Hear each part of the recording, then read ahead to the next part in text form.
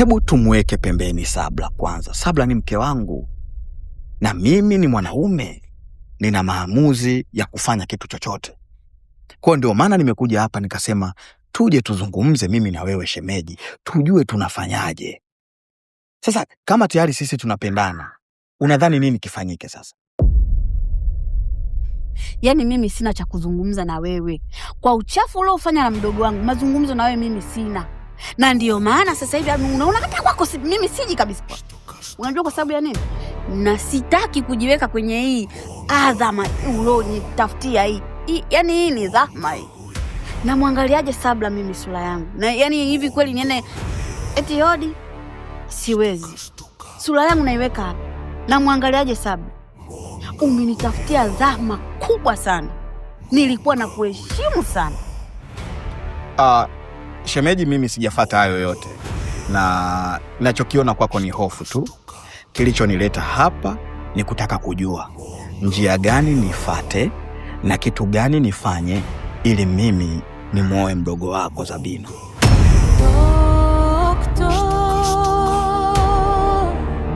Aliamka usilale.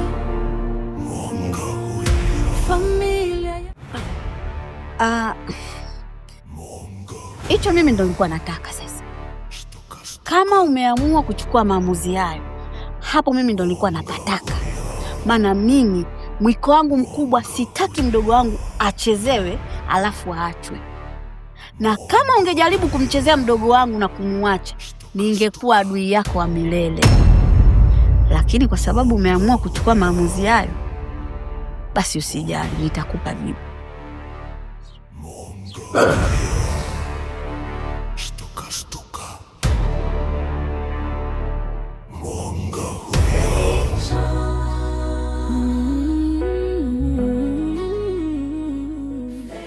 Kweli dokta, hali ndo kama hiyo, lakini natakiwa kumsaidia kwa sababu mpaka sasa mwenye sijaelewa, lakini hatuwezi kumtupa.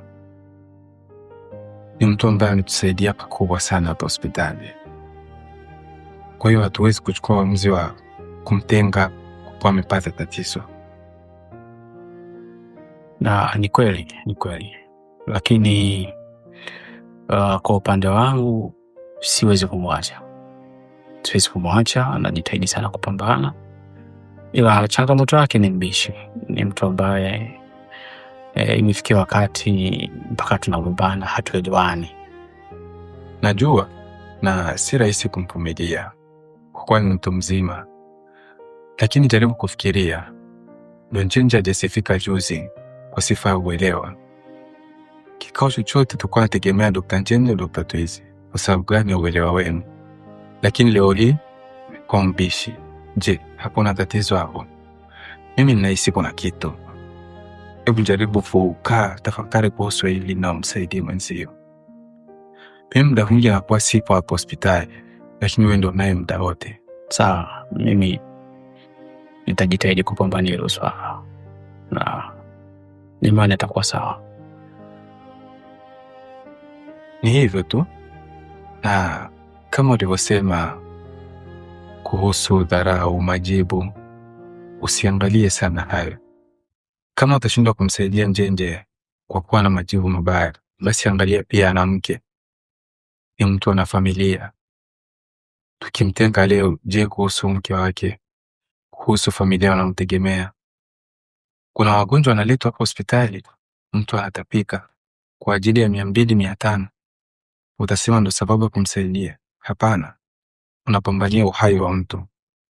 Njenje ambaye umekaa naye, umeishi naye muda mrefu, utashindwa kumsaidia? Basi ni hivyo dokta, na zani uendelea kupambana. Yule kama ndugu yetu, tusimsahau katika maombi. Ingekuwa ni tatizo ambalo lipo ndani ya uwezo wetu, tungepambana sisi kama dokta, lakini lipo nje ya uwezo wetu. Tujaribu kumsaidia. Na vipi kuhusu yule mama? Mimi nilikuwa na fikra jaribu kuangalia yule binti yake. Ikiwa hajapata pesa tumtibie kwanza, afu kuhusu mengine tutajua tunafanya baadaye. Sawa, basi ngoja nikashiriki.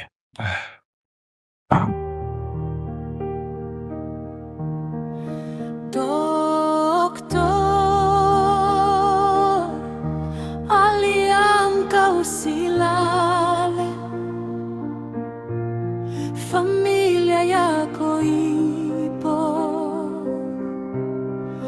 gizani, upendo wote. Hivi nataka kujua, yale unakuwa unazungumza jana, yale maneno ilikuwa ni akili yako ama ilikuwa ni akili za Pombe? Pombe? Nani ameelewa? Mbona mimi sijaelewa?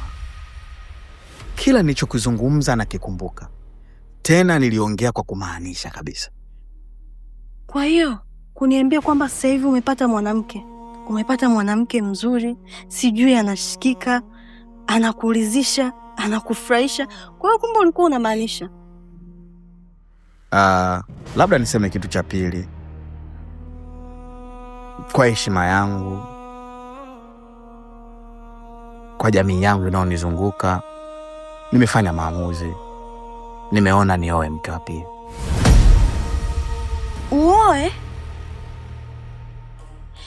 Yaani kuniambia kwamba umepata mwanamke mwingine haitoshi, leo unaniambia unataka kuniolea mke wa pili? Sabra, kukwambia tu nimekuheshimu. Tena nimefanya uungwana mkubwa sana. Lakini mimi ni mwanaume, nina maamuzi ya kufanya.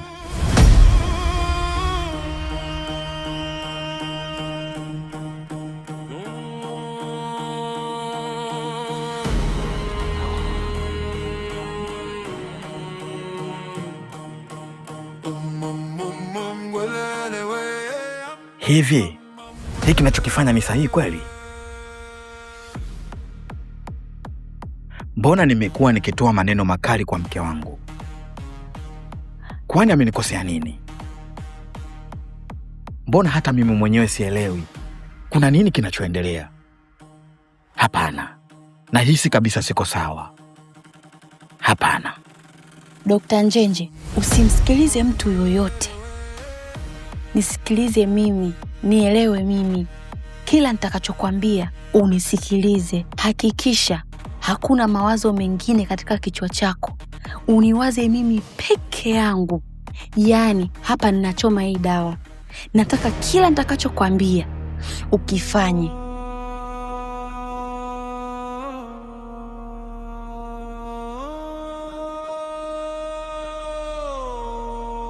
Zabina. Zabina. Ndio. Zabina.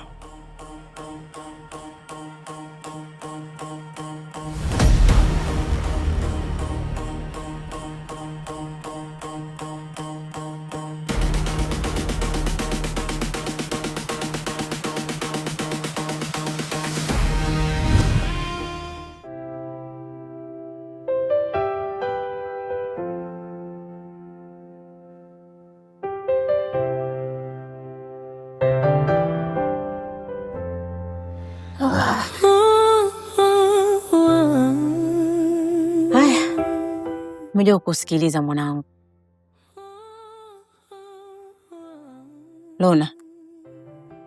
Lona. Mama. Mmoja ukusikiliza mwanangu.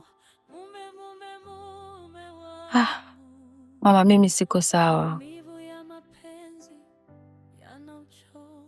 Mama, nimeishi kwa mume wangu kwa amani sana katika ndoa yetu. Na nampenda sana mume wangu. Nadhani kila mmoja analijua hilo. Lakini kiukweli, siku mbili hizi naona kama amani yetu inavurugika mama. Mimi nikwambie tu ukweli. Nimemkosea mume wangu. Nilijua. Lona mwanangu, mimi nilijua. Mimi ni mtu mzima. Nimeanza kunajua mimi kabla yako. Haya mbona niliyajua mapema? Na ndio maana nilikuuliza, wewe na mume wako mna shida gani? Ulinikatalia. Lakini haya mimi niliyajua. Haya niambie, wewe na mume wako shida nini?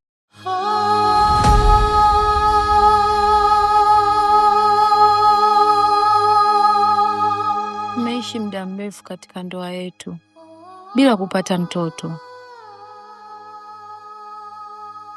Hii haikunifanya nijihisi kama mwanamke kamili. kwa sababu hata rafiki zangu waliolewa baada yangu walishapata watoto. Kwa hiyo sikujiona mwanamke kamili. Nikaamini nikipata ujauzito ndio itakuwa furaha yangu, lakini badala yake ujauzito huu ndio umekuja kunivurugia ndoa yangu na Amani. Mama, nakwambia ukweli. Ukweli upo unaotaka kuniambia? Nakuomba mamangu, nitunzie siri hii. Ujauzito si wa mume wangu.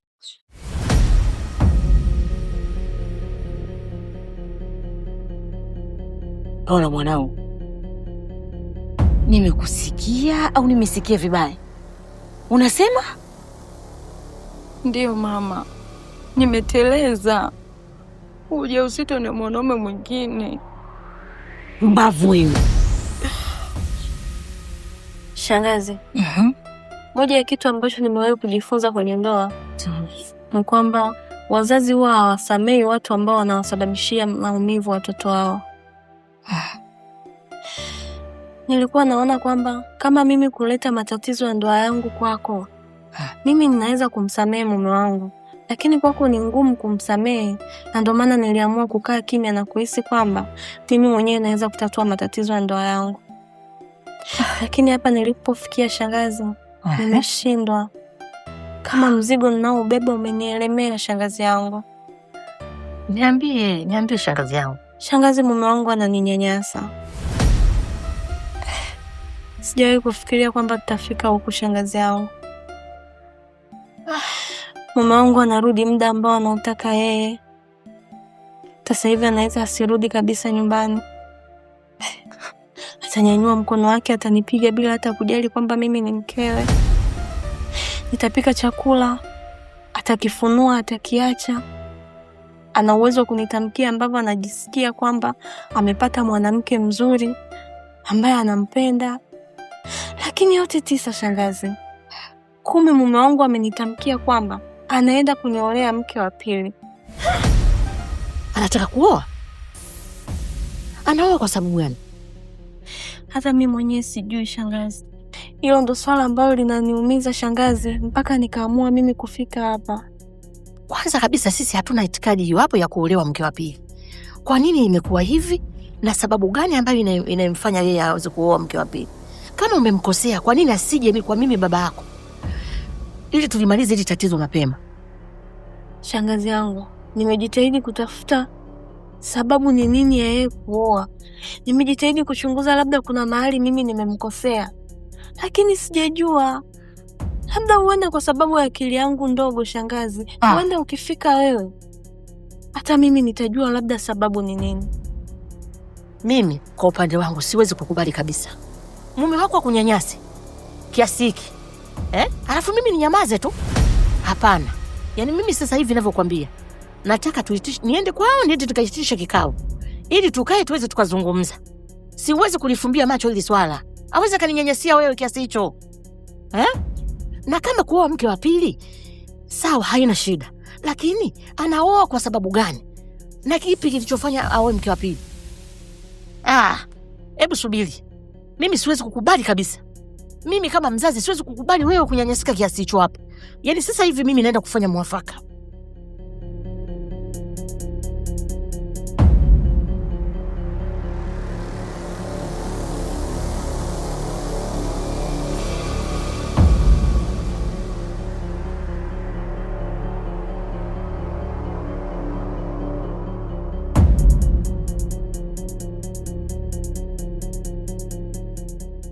Yaani umeamua kunidhalilisha mimi, kunivua nguo zangu.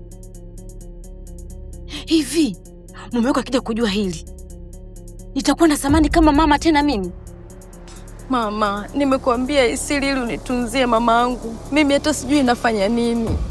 Acha ujinga. Lona, ulikuwa na nafasi nzuri kabisa ya kunomba ushauri mimi mama yako kabla hujasubutu kufanya chochote kile. Ila umeamua kunidhalilisha. Umeamua kunitia aibu mimi. Mama, nilikuwa sijioni kama mwanamke aliyekamilika, na ndio maana nilifanya hivi ili nikajaribu kama naweza kushika ujauzito. Haya, sawa, ndiyo. Jamii mimi itanichukuliaje? Menifedhesha binti yangu. Sina mtu yeyote wa kuweza kumkimbilia zaidi yako. Mama, nampenda mume wangu, lakini kwa sasa mume wangu amebadilika. Mama, sijui kama anajua ujauzito ni wake au ni wa mtu mwingine. Naomba nisaidie mama yangu. Mwanangu Lona, najua jinsi ambavyo unajisikia. Naelewa. Japo kutaka kabisa kunomba ushauri ni mama yako. Uje ndisimamie hili mwanangu. Nitajua cha kufanya. Ila angalizo. Mume wako usije kumwambia chochote. Na hili jambo libaki kuwa siri kati yako wewe na mimi. Tutajua cha kufanya huko mbeleni. Ndio, shukuru mama, napenda sana mume wangu.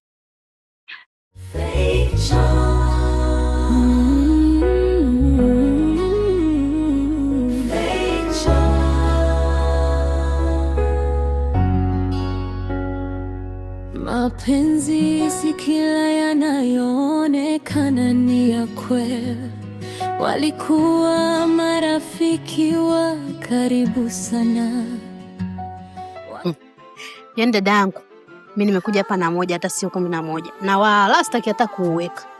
Kumbe ndoa ndugu yako anataka kuteketea huko na msemi kitu. Wewe umesikia wapi maneno hayo? Watu tu uko shoga yangu, wata kwenye maugali lakini hawakwenye maneno. Yaani kumbe kweli Dr. Njinja na mwanamke mwingine. Ndio maana hata Sabla sura yake yenyewe inaonyesha kabisa hana nuru siku hizi. Wewe naye ni mpekepeke sana. Mimi napenda kupekenyua vitu vya watu wewe, mengine yakupitege basi. Dasamila na wewe, sio kwamba nafuatilia. Unajua yule ndugu yetu Unajua kijumbe yule. Yaani yule akipoteana ndo basi, na sio mimi tu dada. Hata wewe mwenyewe akipoteana kwenye ule mjengo. Sema yote, fanya vyote, chunguza kila kitu, lakini ukumbuke ile ni ndoa. Wale ni wanandoa. Leo wewe utaingilia ugomvi wao. Kesho wameelewana. Unaweka wapi sura yako shogangu?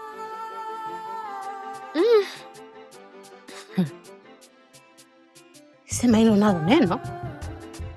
Ila yote 9-10. Yule kampani yetu hatuwezi kumwacha nadhalilika hivi hivi. Yaani wewe unaonaje tuchukue kampani yetu, tufanye msako ule wenyewe mpaka tumjue huyo wala Dr. Njenji.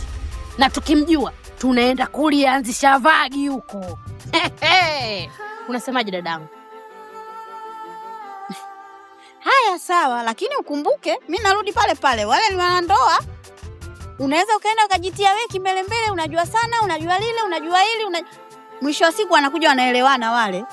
Aibu utaona wewe shogangu, kwa sababu utafika pale umwambie mke wake sijui ilikuwa atakuuliza, "Haya, naomba nimjue huyo mchepuko." Haya, nani amekuambia maneno haya? Unamtaja nani wakati huo shogangu? Mimi wakati huo sipo. Bwana Dasamila, yani hapa ninachokwambia, aibu wataona wao. Ila mimi ndo kwangu. Yani haijaisha mpaka iishi. Yani huyo mchepuko nitamgugo, nitamfukunyua mpaka nimjue. Na kitu nikijua mimi, ujue mtaa umejua.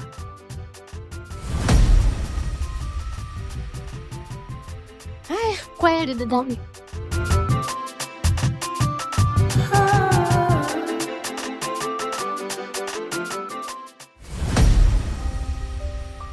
Vijana wangu, ndugu zangu, nashukuru kwa kuitikia wito wangu. Lakini zaidi ya hapo, kuna jambo hili moja ambalo nililowaitia. Na jambo lenyewe, binti yangu huyu hapa kaja kanipa taarifa. Kanihadithia maneno mengi sana juu ya unyanyasaji wa mume wake. Mengi. Yaani mengine hata siwezi kusimulia. Isipokuwa mimi nilichokuwa nakitaka kwamba mweze kunisaidia kumuuliza huyu mke wangu kuna tatizo gani mpaka sasa hivi. mpaka kufikia hatua ya kumnyanyasa mwenzie kiasi hiki, wakati sisi tuliwaozesha kwa vizuri tu kawaida, na matumaini yangu nikajua kabisa kwamba watakwenda kuishi vizuri na mume wake, lakini sio mategemeo ya kusema kwamba vilikuweza kutengana, hapana.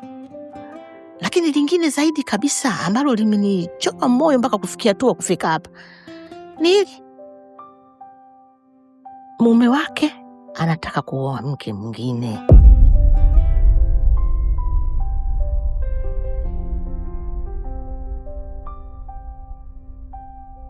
Hicho sasa ndio nilichochanganyikiwa na mpaka kuwaita mpaka hapa. Naomba mnisaidie. Kwanza mama, mimi ni kushukuru sana kwa hekima yako. Dogo, wewe ni mtu ambaye umekuwa ukimsifia mara kwa mara mke wako, kusema kwamba kwa sasa umepata mke bora, mke ambaye anaweza akadumu katika ndoa na mkafanya vitu vikubwa sana katika ndoa yenu. Sawa, mimi niko safarini muda mwingi katika mikoa ya watu huko nikifanya biashara zangu. Kama ungeshindwa kunishirikisha mimi hizo changamoto zenu, bado kuna wakili msomi yule pale ambaye alisimama kama mshenga katika ndoa yako, na ulikuwa unamsifia pia kusema kwamba yule mshenga ni mtu bora sana, ameweka baraka katika ndoa yangu. Sasa ungemshirikisha hata yeye pia, angeweza kuwashauri hata katika masuala ya kielimu ya ndoa. Lakini sasa mpaka linaenda namfikia shangazi, kwangu mimi ni aibu. Kama kaka, ni aibu kubwa sana. Na kwa nini iwe hivyo sasa, wakati ulikuwa unamsifia shemeji vizuri? Kama kuna mabadiliko, kwa nini usingeniambia?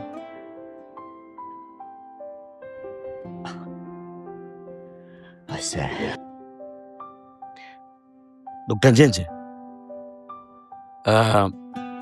unajua wewe na mkeo ndio wahusika wakuu katika hili, na mimi binafsi imenishtua mpaka tumekuja kwa kikao hichi kwamba kwa nini unataka kuoa mke wa pili. Sawa, inawezekana na iko hivyo kwamba unaruhusiwa kwenye dini pengine kuoa mke wa pili, lakini basi tujue sababu, kwa sababu mimi naamini una sababu ambazo zimekupelekea mpaka ufikie maamuzi haya, na ni imani yangu kwamba kabla ya kuamua hicho ulichoamua cha kuoa mke wa pili, ungeweza kutafuta solution na kufanya maamuzi pengine mengineyo. Mimi nafikiri maamuzi yao kwa sasa ni magumu sana. Sidhani kama yatakuwa kwenye upande wa maslahi mapana ya ndoa yako ambayo ilikuwa ni ndoa nzuri na yenye neema kubwa. Kwa hiyo mimi nakuomba, kama unaweza kuamua vinginevyo, itakuwa vizuri zaidi katika kuimarisha ndoa yako. Huyu ni binti yangu. Mimi nilichokuwa nataka nijue, alichokosa ni nini kabisa mpaka kufikia hatua hiyo hapo. Mimi huyu uwezo wa kumwadhibu ninao. Mimi nataka uniambie, kwa sababu wewe umekuja kumchukua huyu binti, nimewaoza mimi. Uwezo wa kumwadhibu huyu mimi ninao. Kwa sababu umekuja kumchukua ndani ya nyumba yangu. Nimekuozesha mwenyewe. Ni nini kitanishinda mimi? Kwa hiyo mimi nilichokuwa nakitaka nijue ni nini kilichokusababisha mpaka kufikia hatua hii. Njenje, tuna majukumu mengine ya kufanya. Hebu naomba ueleze ni kitu gani ambacho kinasibu ndoa yenu. Mimi naona mnajisumbua tu. Mshenga ameshamaliza, kwa sababu amesema kwamba hili jambo mimi na mke wangu ndio wenye maamuzi ya mwisho. Kwa mimi kama mume nasema kwamba hakuna tatizo. Hauna tatizo? Unanipiga mpaka kunipiga? Unanipiga na chakula usoni? Huu ni mwezi wa 3, sikujui hata mume wangu ukoje, alafu unakuja kuniambia hakuna tatizo. Hebu ongea, ndio maana nimeenda kumuelezea shangazi. Ongea kila mtu ajue kwamba ni sababu ipi na kufanya uoe. Subiri mwanangu. Subiri, ngoja tuelezee. Shangazi aseme hamna tatizo, narudi mpaka saa 8 za usiku. Mimi niseme tu jambo moja. Unajua, mimi nimekaa kimya muda mrefu kwa sababu kuna mambo sitaki kuyaongea. Ninaweza nikaongea alafu nyinyi mkatafsiri kwamba ni matusi. Brother, mpaka wewe umekaa na mke wako umetulia au una mawazo ya kuwa mke wa pili, maana yake wewe unapata furaha ya ndoa. Mshenga hapo na mwanasheria sijui wakili. Ushenga wako uliishia kipindi mimi nimeoa. Maisha ya mimi na mke wangu ni ya ndani na siri yetu. Wewe mpaka umekaa hapo, maana yake una mawazo ya kuwa mke wa pili, maana yake unapata burudani ya ndoa, unapata furaha ya ndoa. Mimi mpaka nataka kuwa mke wa pili, maana yake ni tofauti. Mnataka mimi niseme nini? Niwaambie kwamba ninamfuga ng'ombe ambaye anipi maziwa? Uacha maneno unasoma sudi mispendi unajua. Spendi. Mnataka niseme kwamba hainibani? Jenji acha maneno bwana, wewe vipi? Si ndio mnachotaka? Mpaka nataka kuoa mke wa pili, maana yake kuna mwanamke nimekutana naye ambaye ananipa furaha. Ninalipata joto halisia la mwanamke.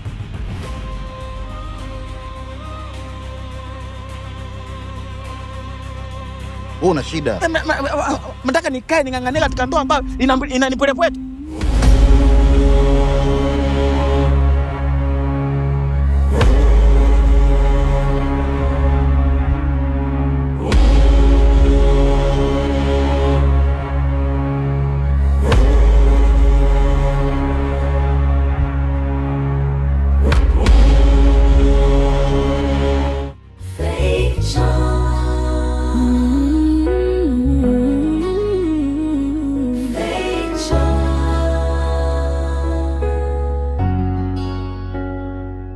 Mapenzi si kila yanayoonekana ni ya kweli.